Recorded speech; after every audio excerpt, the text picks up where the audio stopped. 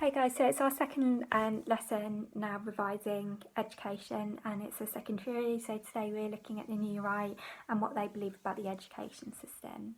So there is some overlap if you look at the contrast with functionalism and the New Right. They both think meritocracy is essential, they both think the education system should support the economy, and they both think the education system is important for socialising students. However, the New Right is a consensus theory, so they believe that this is benefiting society and making society run smoothly, whilst the New Right think the current education system isn't suiting the needs of the economy and isn't hitting local needs. So if we go into our first research, which is Chubb and May, they think that the current problem with the education system is it's not accountable for its own mistakes. So, for example, if a particular teacher does badly with a class, they're not held accountable, or if a school gets bad grades, they're not held accountable. So that's our first problem. There's no incentive to do well within our current education system. Secondly, they don't think the education system is fitting the economic needs. And finally, they don't think the education system is supporting the most poor students within society. So Chubb and May did a study on this, and they looked at working class students who got into private schools.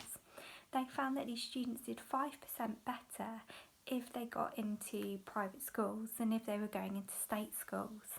What this shows is that the current education system, the current state education system, isn't meeting the needs of these working class students. And the reason they believe this is because there's no financial incentive. So if a working class student does poorly at a private school, then it looks bad on the exam results and less people next year will pay the tuition fees to go to that school. However, if a working class student does bad at state school, theoretically there's no problem, there's no economic draw to that. So what Chubb and May suggest is that to make the school more like a market, so they're competing for students and there's incentive to do well and to offer more, what we should do is we should have a market system where every student gets a voucher worth a set amount and they choose what school to spend that voucher at. That means if a school does badly, not many people are going to want to go to that school, so there's an incentive there to improve standards, financial incentive. The problem we know with that is that working class students do not have a cultural capital. Their parents are less likely to know what are the best schools to go to. So what that means is that working class students do particularly bad out of marketisation. Okay, consumer choice then is our next thing. So at the minute, if we think we've got a national curriculum which is a one size fits all, that means every student in the country does the same GCSEs pretty much, and follows the same curriculum. Now the problem with that is we've got a diverse workforce. We don't need every single individual in the country to have the same skill set. We need a wide range of skills. So that's why it's a problem. This causes problems as well for the local community because we're not meeting local needs. So if we think of a school in a rural village, it's not going to have the same as needs in like a London city, but the schools aren't able to adapt for that.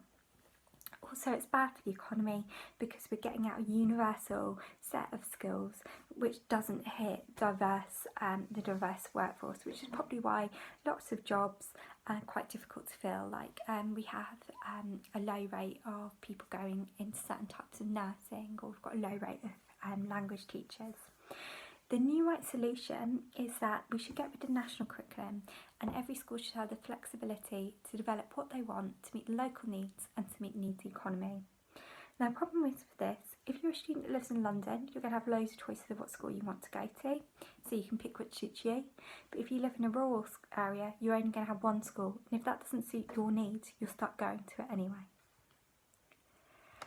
Finally, the New Right do believe there are two roles of the state. They think besides these two roles, the state should pretty much stay out of the education system and let it run for itself. Now the first role is Ofsted. They think for a market service we need to have an understanding of what schools are good and what schools are bad. So Ofsted is like an unbiased system that reviews schools and let parents make an informed decision on where to send their students and where the students can spend their vouchers. Secondly, although they don't agree with a set national curriculum, they do believe that every single student in the country should be forced to do an hour of Christian prayer a day because they want students to respect English heritage, English culture. And we know the problem with that is it's ethnocentric, and we've got a culturally diverse country at the minute, where not everyone is going to be willing or want to take part in an hour's Christian prayer a day. Any problems, let me know, but I hope that helps you.